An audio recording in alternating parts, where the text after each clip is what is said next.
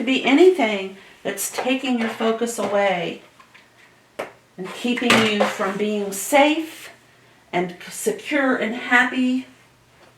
You're just too busy fighting. That was the lesson for me. I thought to myself, oh my gosh, that is so amazing. It's an incredible visual representation of just how silly we human beings can be sometimes. Now, of course, in the wild, you know, springbok and antelope, they're going to do what they do. And lions are going to do what they do. And I certainly can't judge either one of them.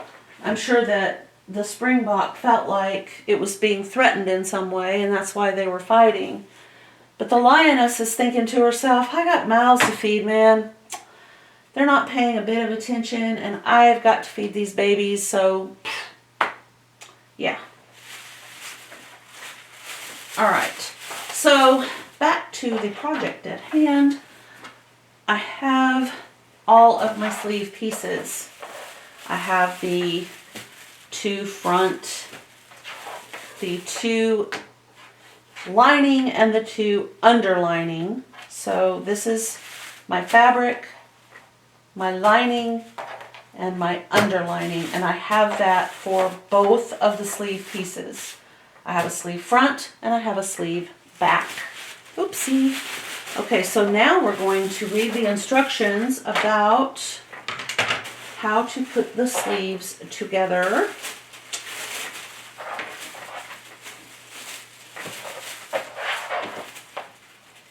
Okay. All right. That I don't need. And since I don't need that, I'm going to put it in the envelope. Okay. All right.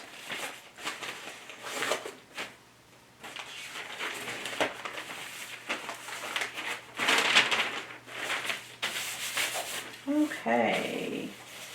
Sleeves and seams.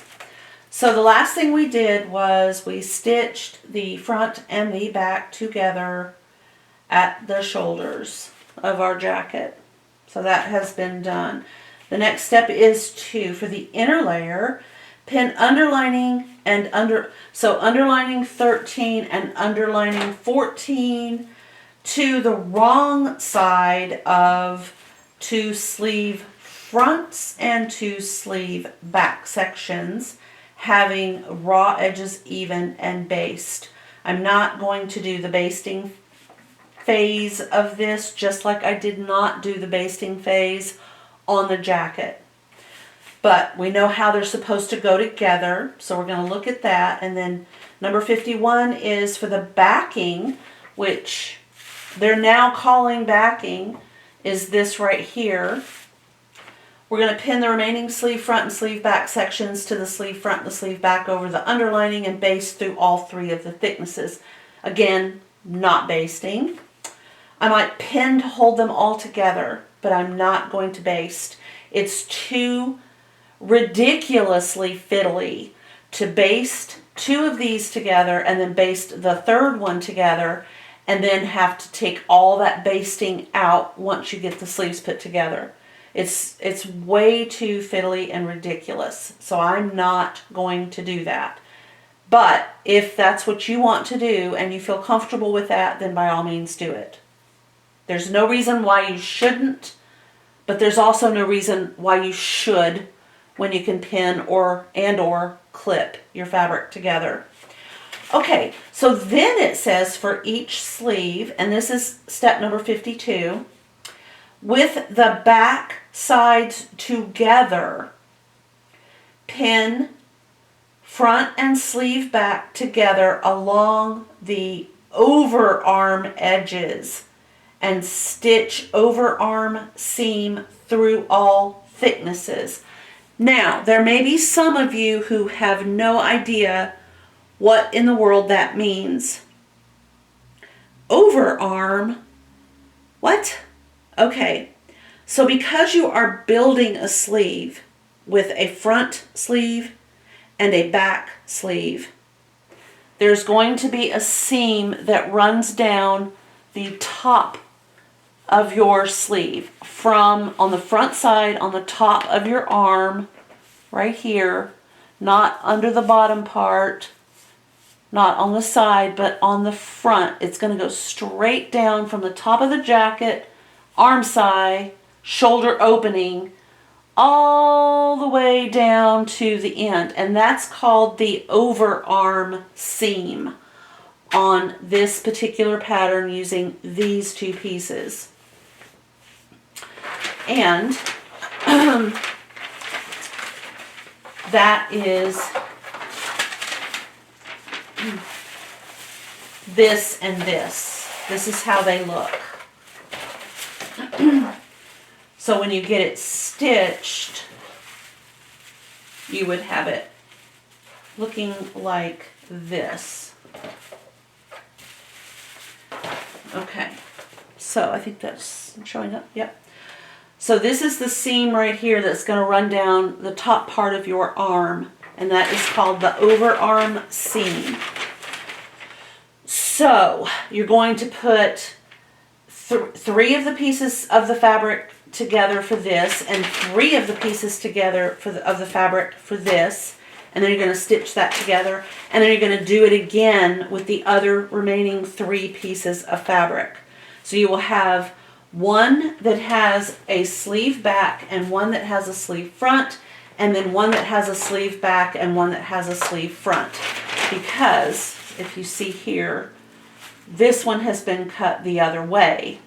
So this one will be on the opposite side, and this one will also be the one that's on the inside of piece number 13. So that sleeve will be facing one way and this sleeve is facing this way. This right here goes on the right side, and the other one will be on the left side. Okay. Then we're going to take this top right here. That's the opening that goes from around the shoulder. So right here around to the front, right there. That gets put into the jacket along with the backing sides together. Pin the sleeve to the armhole edge, matching the seams. It says to baste and then to stitch. We're not going to baste. We're just going to stitch. We're going to pin or clip, and then we're going to stitch. I don't think, a lot of the time, I think the reason they're telling us to do this big basting thing is because we have three pieces of fabric that we're trying to hold together. But my dandelions, I truly have faith in you, and I honestly believe that you can pin those three pieces of fabric to the other three pieces of fabric. Line it all up and then stitch it. I don't think you need to do that basting stitch. I don't want to discourage you from doing it, but I also don't want you to have a fear of not doing it. So think about what I just said and decide how you feel about it, and then proceed in that direction. Okay, so there's two reasons why I just don't want people to fall back on that whole let's baste this together thing. Now, if you want to baste it by hand, there's nothing wrong with that. If you want to baste it by machine, there's nothing wrong with that. There are two reasons why I don't like it. Number one, it is a humongous waste of time unless you're dealing with yardage. If you are dealing with a huge project, let's say you're making a duvet cover, or let's say you're making a period costume with just a voluminous skirt, and you just got gobs and gobs and gobs of fabric, by all means baste. You're not going to want to take all the time to pin. You might lose a pin.